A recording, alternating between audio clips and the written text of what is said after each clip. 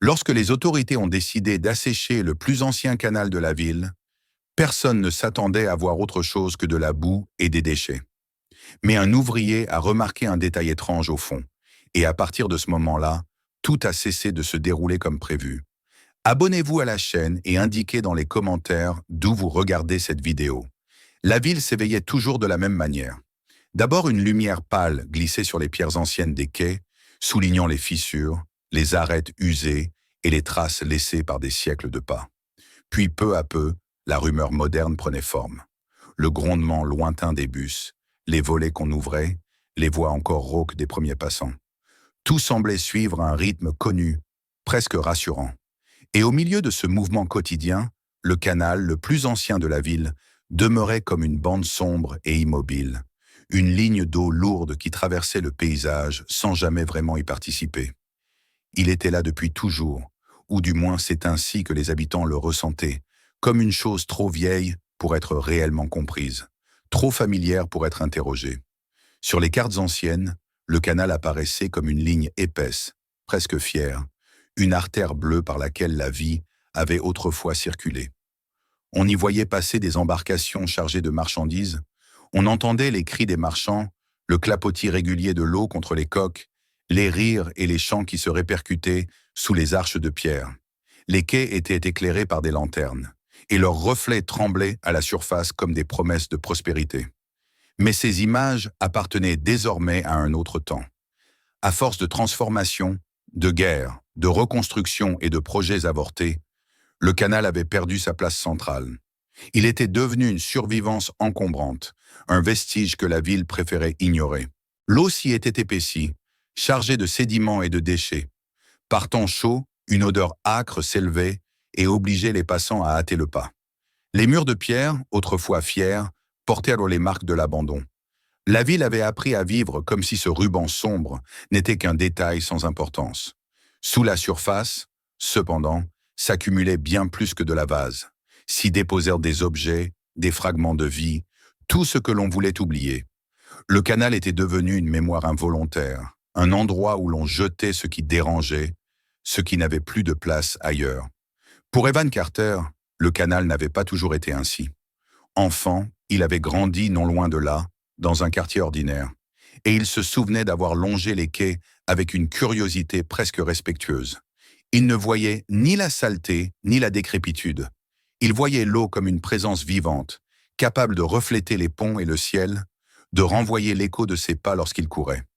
Le canal lui semblait respirer avec la ville, comme si chaque vaguelette était un souffle discret. Cette perception naïve s'était estompée avec les années, mais quelque chose de cette fascination demeurait, enfoui sous la routine de l'âge adulte. La vie avait emmené Evan ailleurs, puis l'avait ramené, de manière presque ironique, au cœur même de ce ruban d'eau. Il travaillait désormais pour les services municipaux chargés des infrastructures hydrauliques. Son quotidien était fait de rapports techniques, de plans jaunis et de visites dans des endroits que la plupart des habitants ignoraient totalement. Il connaissait les vannes, les écluses, les dérivations souterraines, les galeries qui serpentaient sous les rues. Il savait où les fondations étaient fragiles, où des structures de bois anciennes tenaient encore par habitude, plus que par solidité, où le béton avait été ajouté à la hâte pour masquer un problème sans vraiment le résoudre. Il voyait la ville de l'intérieur, dans ses entrailles humides et silencieuses. Au fil des années, Evan avait compris à quel point le canal était devenu un dépotoir commode. Des vélos disparaissaient dans l'eau après une soirée trop arrosée, des appareils électroménagers finissaient au fond pour éviter des frais d'enlèvement. Parfois même des objets volés étaient jetés là pour effacer toute trace. Chacun y contribuait un peu, consciemment ou non. La ville avait pris l'habitude de détourner le regard, comme si ce qui se trouvait sous la surface n'avait aucune importance tant que l'eau continuait de couler, lente et opaque. Pourtant, la pression montait. Les écologistes dénonçaient l'état du canal et ses effets sur l'environnement urbain. Les journalistes multipliaient les articles sur les risques sanitaires et l'image dégradée qu'offrait cette eau stagnante. Les acteurs du tourisme se plaignaient de voir les visiteurs éviter les quais, autrefois si attractifs. Même les habitants les plus anciens commençaient à murmurer que, jadis, l'eau était claire et que quelque chose devait être fait. Les autorités municipales ne pouvaient plus ignorer ces voix. Le canal, longtemps relégué à l'arrière-plan, s'imposait de nouveau comme un problème majeur. La décision tomba finalement, presque solennelle. Le canal serait entièrement asséché. Une mesure inédite, risquée, que beaucoup jugeaient démesurée. Officiellement, il s'agissait d'un projet technique visant à nettoyer et restaurer l'infrastructure. Officieusement, chacun comprenait qu'il s'agissait aussi d'une tentative de réconciliation avec une partie oubliée de l'histoire de la ville. Personne ne savait vraiment ce que des décennies, voire des siècles de dépôts avaient pu recouvrir. L'inconnu inquiétait autant qu'il attirait. Evan fut désigné pour superviser les travaux sur la section centrale, la plus ancienne et la plus délicate. C'était à la fois une reconnaissance de son expérience et un fardeau. Il accepta sans protester, conscient que refuser n'aurait fait que retarder l'inévitable. Le premier jour, lorsque les barrages temporaires furent installés et que les affluents furent détournés, la ville sembla retenir son souffle. L'eau commença à se retirer lentement, laissant sur les murs des traces luisantes et sombres, comme des cicatrices révélées à la lumière. Ce qui apparut au fond du canal avait quelque chose d'irréel. Des monticules de vases noirs s'étendaient à perte de vue, ponctués de flaques visqueuses qui reflétaient le ciel de manière déformée. De la boue émergeaient des fragments métalliques, des formes tordues qui ressemblaient à des os. Très vite, les quais se remplirent de curieux. Les caméras se braquèrent sur le chantier. Chacun attendait une révélation, quelque chose qui justifierait l'ampleur de cette entreprise. Les premières découvertes furent presque banales. Des bicyclettes rouillées, des trottinettes brisées, des téléviseurs éventrés, des morceaux de mobilier agglomérés par la boue. Tout ce que la ville avait jeté par lassitude ou par commodité remontait à la surface, exposant sans détour des habitudes peu glorieuses. Les ouvriers s'en étonnaient au début, puis finissaient par considérer ces trouvailles comme une routine. Pourtant, plus on descendait dans les couches de sédiments, plus les objets changeaient. Apparaissaient alors des cassettes audio, des radios anciennes, des lampes en verre soufflé, des pièces de monnaie ternies par le temps. Ce n'était plus seulement des déchets, c'était une stratification de vie passée. Evan observait tout cela avec une attention particulière. Pour lui, chaque objet racontait une histoire, même si personne ne la lirait jamais entièrement. Il sentait que le canal cessait d'être un simple chantier pour devenir une sorte de fouille archéologique improvisée. Et c'est précisément à ce moment-là qu'il remarqua quelque chose d'anormal. Sur une portion précise du fond, les outils ne réagissaient pas comme ailleurs. Les tiges s'enfonçaient sans rencontrer la résistance habituelle des pierres, mais glissaient sur une surface étrangement lisse. Lorsque l'on tenta d'utiliser une pelleteuse, le godet ne mordit pas la vase. Il dérapa, comme sur une plaque solide. Intrigué, Evan s'agenouilla et écarta la boue avec la main. Sous ses doigts, il sentit le froid d'un matériau dur et régulier. Ce n'était ni une canalisation, ni un débris ordinaire. La surface était trop vaste, trop plane. Un frisson le parcourut. Il comprit aussitôt que ce qu'il touchait n'était pas là par hasard. Pourtant, il choisit de garder le silence. La foule sur les quais n'attendait qu'un prétexte pour s'emballer, et la moindre rumeur pouvait provoquer un chaos difficile à maîtriser. Il donna des instructions pour que les équipes se concentrent ailleurs, tout en revenant lui-même à cet endroit aux premières heures du jour, lorsque le chantier était encore désert. Chaque matin, il nettoyait d'un peu plus la zone, révélant des lignes droites, des angles précis. La géométrie était indiscutable. Ce n'était pas l'œuvre du hasard ou de l'érosion. Quelqu'un avait construit cela, puis l'avait dissimulé sous l'eau et la boue. À mesure que la surface se dévoilait, le sentiment d'attente se faisait plus lourd. Evan savait qu'il ne pourrait pas longtemps garder cette découverte pour lui. Le canal, longtemps muet, semblait prêt à livrer un secret que la ville avait enfoui depuis trop longtemps. Et alors que les premières lignes nettes apparaissaient sous la couche de vase, il comprit que ce qui allait suivre dépasserait de loin une simple opération de nettoyage. Les lignes droites qu'Evan avait dégagées de la vase continuaient de le hanter. À l'aube, lorsque la ville sommeillait encore et que les quais étaient presque déserts, il revenait sur ce point précis du fond asséché. Le silence avait une densité particulière à cette heure-là. On entendait seulement le frottement de ses bottes sur la boue sèche et, de temps à autre, le cliquetis lointain d'un outil oublié. Il travaillait lentement, avec une prudence presque respectueuse, élargissant la zone nettoyée centimètre par centimètre. Plus la surface apparaissait, plus l'évidence s'imposait. Ce n'était pas un objet abandonné au hasard, mais une construction pensée, installée avec méthode. La matière révélée était froide et lisse sous ses doigts. En rinçant délicatement la surface avec un jet d'eau à faible pression, il distingua des joints réguliers, des lignes parallèles qui se répondaient. La géométrie était trop parfaite pour être naturelle. Evan sentit cette certitude s'installer en lui comme un poids. Chaque matin, il repartait avec l'impression d'avoir ouvert une porte invisible, même si celle-ci n'était pas encore apparente. Il savait aussi que le temps jouait contre lui. Les ouvriers, tôt ou tard, remarqueraient la même chose.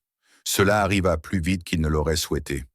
Un jour, alors que les équipes reprenaient leur travail sur l'ensemble du chantier, l'un des ouvriers s'avança sans méfiance sur la zone encore partiellement recouverte de vases. Son pied heurta un angle saillant. Le bruit qui résonna alors n'avait rien de commun avec celui de la pierre ou du bois. C'était un son sourd et métallique, profond, qui vibra brièvement dans l'air avant de se perdre dans l'espace vide du canal. Evan se retourna aussitôt.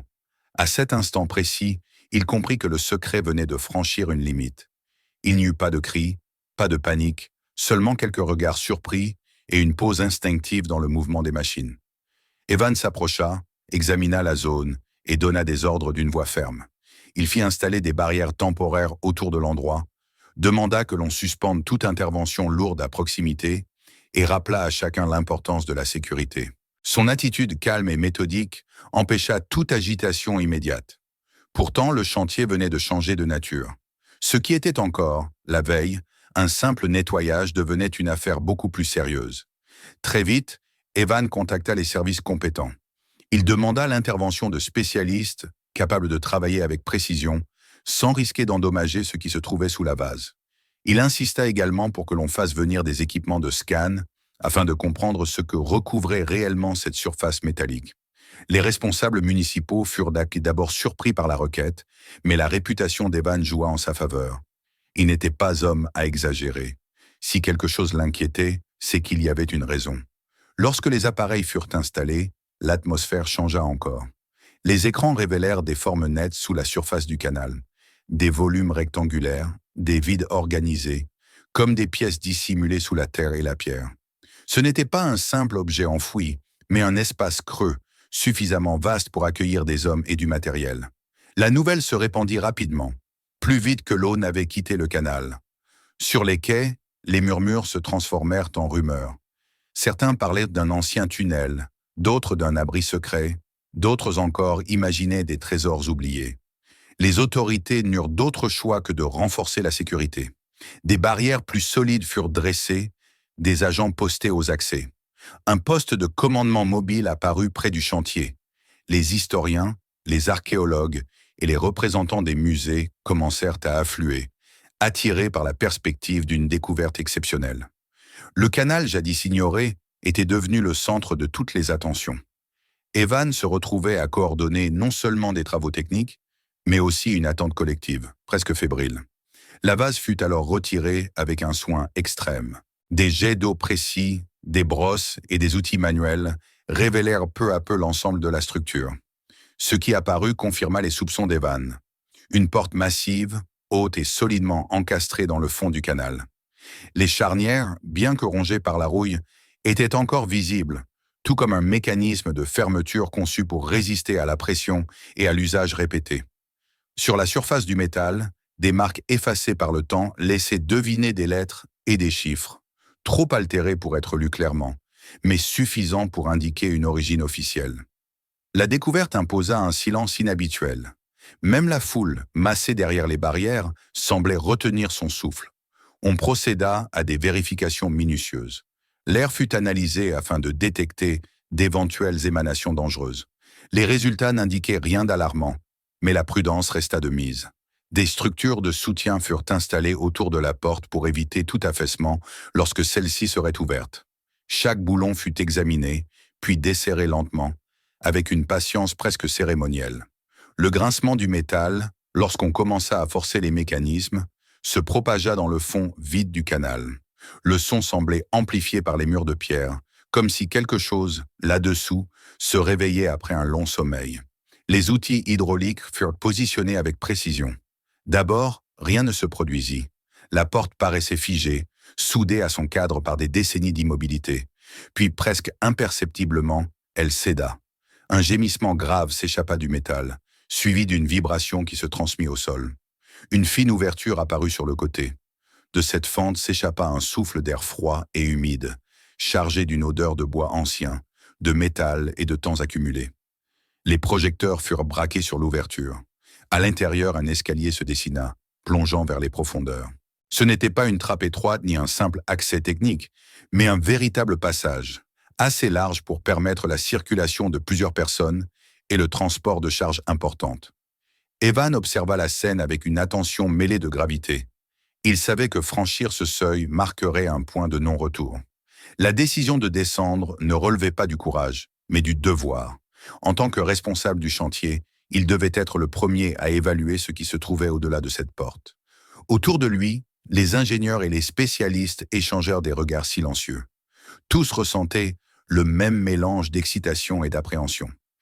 Lorsque l'éclairage fut installé et que les dernières vérifications furent effectuées, Evan posa le pied sur la première marche. Le métal de la porte, encore tiède des efforts nécessaires à son ouverture, contrastait avec la fraîcheur de l'air qui montait des profondeurs. À cet instant, il eut la certitude que ce qu'ils allaient découvrir ne serait pas une simple curiosité historique. Le canal, longtemps réduit à une cicatrice urbaine, venait de révéler un accès vers un monde oublié, soigneusement dissimulé sous les pas de générations entières. La première marche céda sous le poids d'Evan, avec un léger écho sourd, comme si le son avait été avalé avant même de pouvoir se propager. Il descendit lentement, une main posée sur la paroi humide, tandis que derrière lui, les ingénieurs et les spécialistes s'engageaient à leur tour dans l'ouverture béante. À mesure qu'ils s'enfonçaient sous le canal, l'air changeait. Il devenait plus dense, plus froid, chargé d'une odeur mêlée de pierres mouillées, de métal ancien et de bois pourri. La lumière du jour, pourtant toute proche, semblait déjà appartenir à un autre monde. Chaque pas les éloignait de la ville, telle qu'elle existait à la surface. Le bruit de leurs pas résonnait différemment ici. Il n'y avait pas d'écho vif, mais une réverbération lourde, comme si les murs absorbèrent les sons pour les restituer plus lentement. Le couloir s'ouvrit devant eux, plus large qu'ils ne l'avaient imaginé. Les murs étaient de fait de briques anciennes, renforcés par des blocs de pierre, consolidés par des poutres métalliques épaisses. Rien n'avait été laissé au hasard. Le sol, recouvert d'une fine croûte de vase séchée, témoignait du passage ancien de l'eau, mais aussi du fait qu'elle s'était retirée sans tout emporter. Ce lieu n'était pas une cavité improvisée. C'était une partie intégrante d'un système pensé, conçu pour durer. Ils avancèrent prudemment, éclairant chaque recoin avec leurs lampes. La première pièce latérale qu'ils découvrirent ressemblait à un espace de stockage. Des caisses en bois étaient empilées contre les murs. Certaines s'étaient effondrées sous leur propre poids, d'autres tenaient encore, figées dans un équilibre fragile. À l'intérieur, ils trouvèrent des outils, des cordages, des éléments métalliques, des lanternes à moitié rongées par la rouille. Tout portait la marque d'un usage intensif, puis d'un abandon soudain. Sur une étagère, Evan remarqua un registre relié de cuir sombre. Il l'ouvrit avec précaution. Les pages, jaunies et fragiles, craquèrent légèrement, mais l'écriture demeurait lisible. Des listes, des dates, des annotations précises s'étalaient sur le papier. C'était une comptabilité minutieuse, le témoignage d'une activité régulière et organisée. En lisant ces lignes, Evan eut l'impression d'entendre la voix de ceux qui avaient travaillé ici, des hommes dont la ville avait effacé le souvenir. Plus loin, ils pénétrèrent dans une salle où reposaient des tables couvertes de papier. Certaines feuilles étaient collées entre elles par l'humidité, d'autres avaient miraculeusement survécu. Des plans et des cartes y figuraient. En les examinant, les spécialistes comprirent que ces documents représentèrent le canal, mais pas tel qu'il existait aujourd'hui. Des tracés indiquaient des ramifications souterraines, des bassins auxiliaires, des passages étroits courant sous les rues actuelles. Il apparaissait clairement que, jadis, on avait envisagé une infrastructure bien plus vaste, presque un double invisible de la ville en surface. Evan observa ces dessins avec un mélange d'admiration et de perplexité. Pourquoi un tel projet avait-il été dissimulé? Avait-il été abandonné ou volontairement effacé de la mémoire collective? À mesure qu'il progressait, les pièces se succédaient, chacune apportant une nouvelle couche de compréhension. Ils découvrirent des étagères chargées de bouteilles de verre contenant encore des résidus chimiques, des armoires où pendaient des vestes de travail durcies par le temps. Ces vêtements donnaient l'étrange impression que leur propriétaire allait revenir les chercher à tout moment. La présence humaine était palpable, presque oppressante. Ce n'était pas un lieu mort, mais un lieu figé, suspendu entre deux instants. Une porte attira particulièrement leur attention. Plus épaisse que les autres, renforcée par des plaques métalliques, elle évoquait davantage un coffre-fort qu'un simple accès. Lorsqu'ils parvinrent à l'ouvrir, la lumière révéla une vaste salle aux murs tapissés de rangées de bouteilles soigneusement alignées. Il s'agissait d'un immense cellier. Les bouteilles étaient disposées sur le côté, maintenues dans un ordre parfait. Certaines avaient éclaté, leur contenu depuis longtemps évaporé, mais beaucoup restaient intacts. Sur les étiquettes, à peine lisibles, apparaissaient des dates anciennes, des blasons, des noms de domaines disparus. Ce n'était pas qu'un stock d'alcool, c'était un patrimoine, un fragment de culture conservé à l'abri du monde pendant des décennies. Les voix se firent plus basses, comme si chacun craignait de troubler le silence respectueux de cet endroit. Dans une autre salle, ils trouvèrent des coffres métalliques. À l'intérieur reposèrent des pièces d'argent, des bijoux, de la vaisselle précieuse, mais aussi des liasses de documents soigneusement noués. Lettres, contrats, reçus, accords divers. Ces objets racontaient une autre histoire, plus intime. Ce lieu avait servi de refuge pour des biens personnels, pour des souvenirs et des espoirs. Ce n'était pas un trésor destiné à enrichir quelqu'un, mais une tentative de protéger ce qui comptait le plus, à une époque où l'avenir semblait incertain. Evan ressentit un pincement au cœur. Derrière chaque objet se cachait une vie, une décision prise dans l'urgence ou la peur. Au fond du complexe, sous des planches effondrées, ils découvrirent une machine massive. Des engrenages imposants, des pistons, des bielles et un volant d'inertie monumental composaient un ensemble à la fois impressionnant et déroutant. La conception était audacieuse, presque visionnaire. Les ingénieurs présents échangèrent des hypothèses. Cette machine semblait destinée à contrôler l'eau, à en réguler le flux avec une précision inconnue pour son époque. Peut-être une tentative de prévenir des inondations ou de maîtriser le canal d'une manière nouvelle. Mais pourquoi un tel projet avait-il été interrompu? Pourquoi laisser une œuvre aussi ambitieuse à l'abandon? Plus ils avançaient, plus les signes d'un départ précipité devenaient évidents. Dans une salle, une table était encore dressée, avec des tasses et des assiettes laissées comme si le repas avait été interrompu. Ailleurs, des outils gisaient là où ils avaient été lâchés.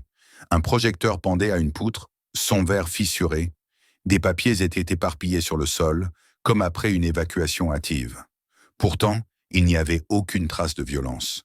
Pas de suie, pas de sang, pas de corps. Rien n'indiquait une catastrophe immédiate. Ce qui se dégageait de ces lieux, c'était une urgence silencieuse, un départ ordonné mais rapide, dicté par une menace invisible. Il finira par atteindre une vaste salle au plafond voûté. Là, sur une table massive, reposait un livre épais, relié de cuir. Evan l'ouvrit avec précaution. Les pages étaient remplies de rapports, de signatures, de notes techniques. Entre ces écrits rigoureux, des annotations plus troublantes apparaissaient, évoquant des anomalies, des perturbations dans l'eau du canal au-dessus. Les dernières pages étaient écrites d'une main tremblante. La dernière entrée était brève, presque désespérée. Elle ordonnait de sceller l'accès, de préserver le contenu du complexe et de le maintenir caché jusqu'à ce qu'un danger indéterminé soit passé. Aucun détail supplémentaire, aucune explication.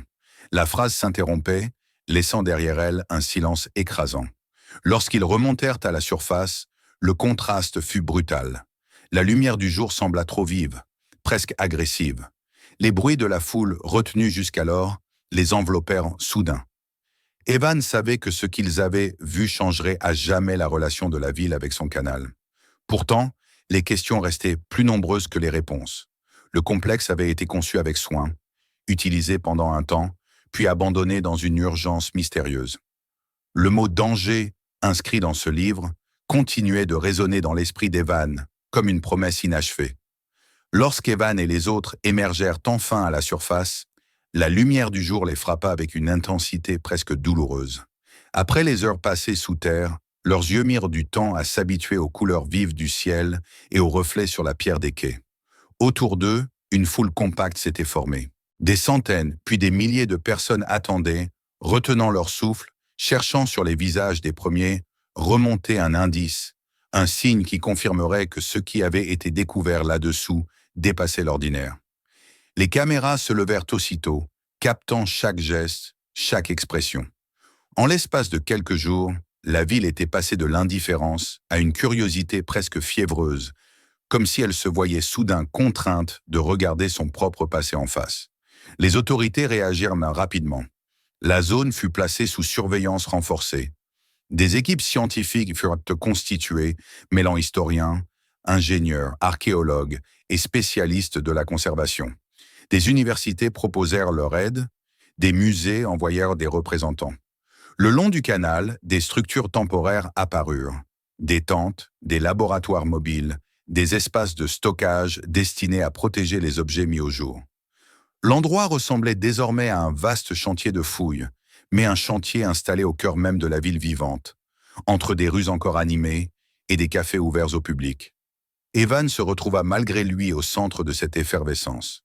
Les journalistes le sollicitèrent de sans relâche, lui demandant comment il avait su, ce qu'il avait ressenti en touchant pour la première fois le métal enfoui sous la vase, s'il avait compris immédiatement l'importance de la découverte. Il répondait avec mesure, choisissant ses mots avec soin. Il insistait sur le travail collectif, sur la prudence nécessaire, sur l'importance de préserver ce qui avait été trouvé. Il refusait de se laisser transformer en héros. Ce rôle ne l'intéressait pas. Ce qui l'inquiétait davantage, c'était la vitesse à laquelle l'enthousiasme pouvait se muer en avidité, la tentation de transformer une découverte fragile en spectacle ou en source de profit immédiat. Pendant que les discussions faisaient rage en surface, le travail concret avançait. Le fond du canal fut progressivement nettoyé et consolidé. Les murs de pierre furent renforcés, les arches anciennes réparées avec soin. La remise en eau du canal se fit lentement, méthodiquement. Les ingénieurs surveillaient chaque variation de pression afin de s'assurer que le complexe souterrain ne serait pas endommagé. Le jour où l'eau recommença à couler, ce fut comme une célébration. Des jets s'élevèrent brièvement, les reflets des bâtiments retrouvèrent leur place à la surface et les habitants s'arrêtèrent pour regarder, parfois pour la première fois depuis des années, cette eau redevenue claire et vivante. Le canal, longtemps perçu comme une blessure, se transforma en symbole de renouveau. Mais le véritable tournant ne se joua pas seulement dans l'apparence retrouvée du canal. Il se manifesta dans la décision prise peu après, créer un musée à proximité immédiate du site. L'objectif n'était pas uniquement d'attirer des visiteurs, mais de conserver et de transmettre. Le bâtiment fut conçu comme un dialogue entre le passé et le présent, associant la pierre brute rappelant l'architecture ancienne à des lignes modernes et épurées. À l'intérieur, les objets découverts furent présentés avec un soin extrême. Les outils restaurés, les registres, les cartes, une partie des étagères, certaines bouteilles préservées et même des éléments de la grande machine y trouvèrent leur place. Une reconstitution partielle du couloir souterrain permit aux visiteurs de ressentir la transition entre la ville lumineuse et le monde silencieux enfoui sous leurs pas. Evan fut invité à participer à ce projet en tant que consultant. Il n'imposait aucune interprétation, mais aidait à restituer l'atmosphère des lieux. Il décrivait l'odeur de l'air, le grincement des structures, les moments où le silence s'était fait si lourd qu'aucun mot n'osait le briser.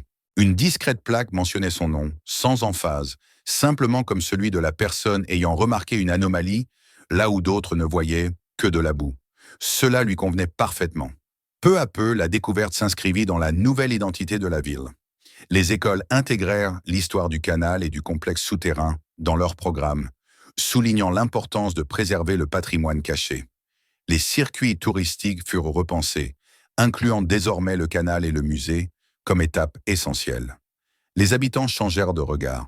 Ce qui avait été une source de honte devint un motif de fierté. Pourtant, malgré toutes les recherches et les hypothèses, certaines questions demeuraient sans réponse. Pourquoi ce complexe avait-il été construit ? Pourquoi avait-il été abandonné avec une telle urgence? Quel était ce danger mentionné dans le dernier registre? Les théories se multiplièrent. Certains évoquaient des conflits politiques, d'autres parlèrent de transports secrets, de peurs liées à des maladies ou à des technologies jugées trop puissantes. Aucune explication ne parvenait à s'imposer définitivement. Un soir, longtemps après que l'agitation médiatique se fut apaisée, Evan retourna seul au musée. Les salles étaient vides, baignées dans une lumière douce. Il s'arrêta devant les vitrines où reposaient les bouteilles anciennes, puis devant le registre aux pages fragiles.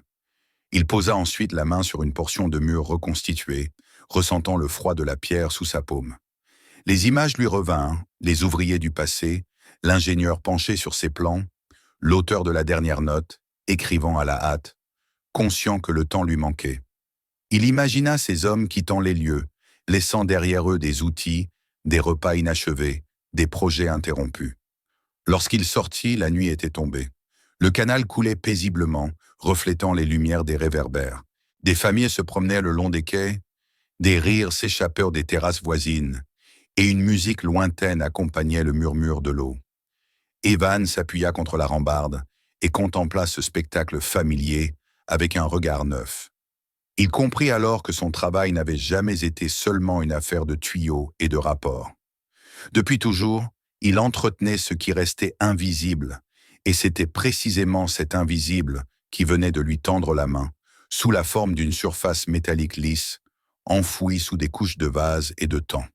La ville n'avait pas seulement découvert des objets ou des salles cachées, elle avait retrouvé une part de sa mémoire. Elle avait appris que l'histoire ne disparaît pas parce qu'on la recouvre d'eau ou de boue. Elle peut se taire pendant des décennies, parfois des siècles, mais elle finit toujours par demander à être entendue. Tandis que le canal poursuivait son cours tranquille, Evan sut que, sous cette eau redevenue claire, subsistait un endroit où le temps s'était arrêté, prêt à reprendre sa marche lorsque quelqu'un, un jour, oserait de nouveau regarder sous la surface. Abonnez-vous à la chaîne pour ne pas manquer la suite de cette histoire et les prochaines découvertes que la ville a gardées secrètes pendant des années. Découvrez les autres vidéos de la chaîne. Elles révèlent encore plus de mystères qui surgissent aux moments les plus inattendus. Partagez cette vidéo avec vos amis afin qu'eux aussi découvrent ce qui peut se cacher juste sous nos pieds. Et surtout, dites-nous dans les commentaires d'où vous regardez cette vidéo.